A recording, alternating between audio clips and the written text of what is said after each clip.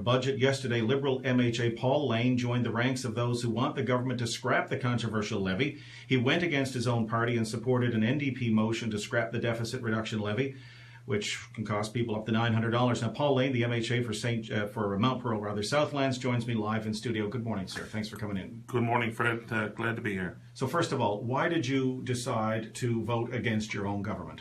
What led you to this? Well, quite frankly, the people led me to it. It's not so much voting against the government as voting with the people of Mount Pearl Southlands. I've received, I can't count the number of emails and Facebook messages and so on and phone calls that I've received from constituents of mine since the budget was first delivered in the House of Assembly. I even took it a step further. On a couple of occasions, I actually went out knocking on doors randomly in my district just to verify the feedback. And the feedback was consistent that, I think everybody realized that we're in a tough financial situation. I certainly do. And people expected that there would be some levels of tax increases and that would be some, expenditures that would have to be curtailed. But the overwhelming message is that this is just too much, too fast. Did you find anyone who was in approval of this levy? To be 100% honest, I don't think I did. I think there may have been one or two people who said, I don't really support the levy as is, that if there was a different formula that so that it was distributed more evenly in their minds, perhaps they could live with it, or if instead of doing the levy you had to put an additional 1% on income tax, whatever. There was a couple of people that suggested that, but for the most part, people felt that the cumulative effect of all of the taxes and fee hikes were just too much at the one time, and certainly I think the levy became the lightning rod. Have you expressed this in caucus? Absolutely. Before yesterday? Numerous times. Other MHAs as well? I know you have, but I mean, without naming names, because I know you won't, but have other Liberal MHAs expressed their displeasure with it? I would suggest, as you said, without naming names, that all members of caucus have received the same or similar emails specifically from their constituents around all these issues, and all MHAs have expressed concerns, but I'll leave it to them to speak for themselves. Is there anger in the ranks then in those meetings, and why the Premier and Cathy Bennett won't listen to the people? Because obviously people do not want this levy. Your party ran on we can't lead if we don't listen, and people think that the government is not listening because they definitely don't want this levy. Everybody understands there's a fiscal crunch. Absolutely. But as I think you said it, too much, too fast. Are they? What is their response to you in caucus? Well, I think it's fair to say that everybody is frustrated. I don't know if I'll use the word angered. I'm not angry. I have no anger or towards the Premier or any minister in the cabinet. I am frustrated by the decision, not by the individuals. I know that they had tough decisions to make. I totally appreciate that. And I would just simply say, I think that for my part, that we'll agree to disagree on the degree of the measures that were taken. Before yesterday's vote, when you voted against your party, did your boss know, did the Premier know that you were going to do that, or did you take them by surprise? Well, if you're asking me if I basically, laid out the ultimatum and put the gun to someone's head and say, like, if you don't change this right now, I'm going to go out there and vote this way. No, that didn't happen. But I've expressed the concern over and over again. Yesterday, I made sure that, to my mind, yesterday was sort of a last-ditch effort to put all the cards on the table, to outline the concerns in a very clear, forthright manner. I believe I did so.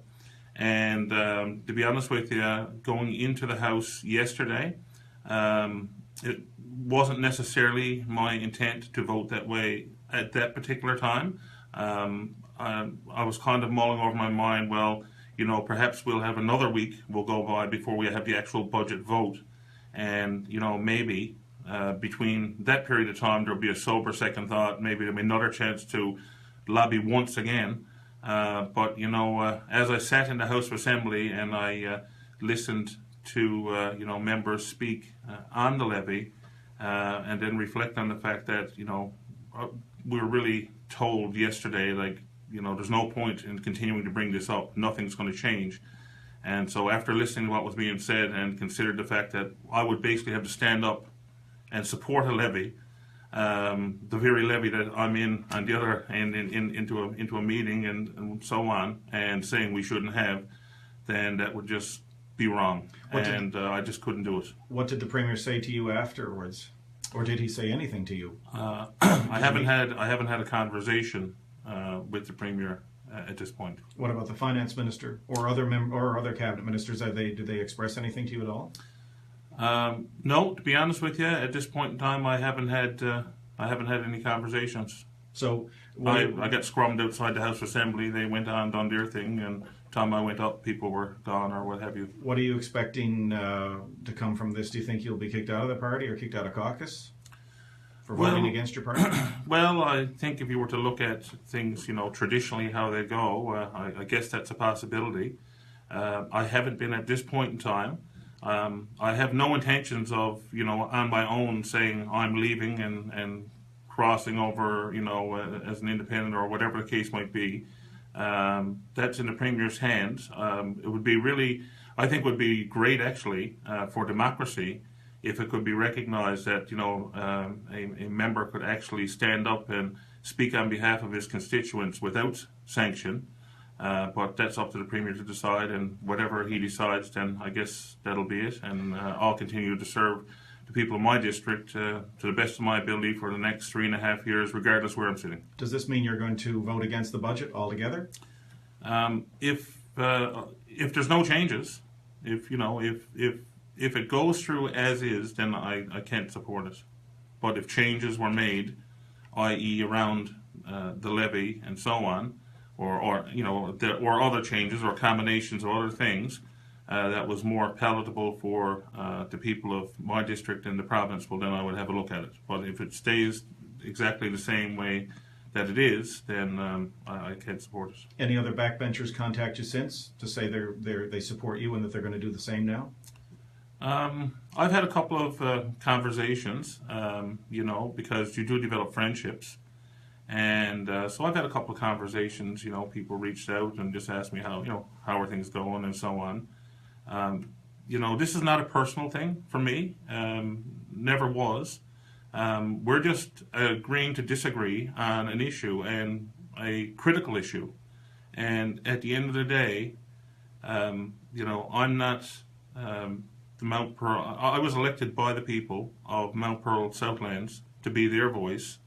And I believe I'm doing just that. Do you regret joining this party now, given what they've done in the budget? And you see how much displeasure there is by people? No, at the end of the day, I ran, for the Liberal Party. And, I agreed with certainly the platform that was put out there. And certainly I think we've seen, and I know things have changed. There's no doubt, and you could argue things have gotten much worse, and I recognize that. But really, the plan that I ran on and what's actually happening I think most people would say it's kind of day and night. And I'm not blaming anybody for that. Like I said, I know we're in a tough financial situation, but I ran in good faith based on the platform that we had. And, I still think that there's really good people there in the party that are doing the very best they can. I have a whole lot of respect, for the Premier, the Finance Minister as individuals, as human beings, and they're good people. And I know they're doing what they think is right. But at the end of the day, I think their view of the world, when it comes to the taxation and the level of taxation and so on, albeit it may be temporary, I just don't think it aligns with what the people in my district are telling me, and so therefore I can't support it. Given what you've just said, it doesn't seem like you can continue as a member with this party. I mean, if you can't support him, if there's no uncertainty there, you are definitely feeling as though what you ran on was not what you are now having to support.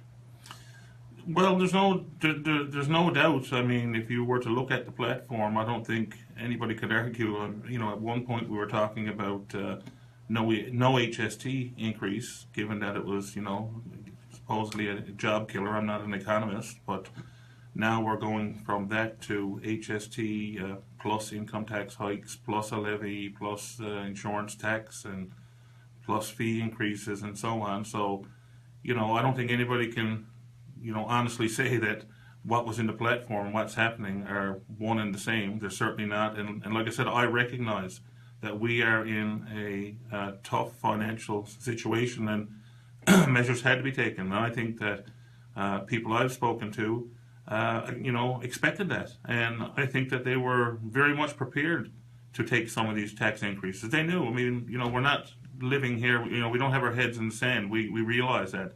I just think it was a matter of degrees and just putting too much on people at the one time.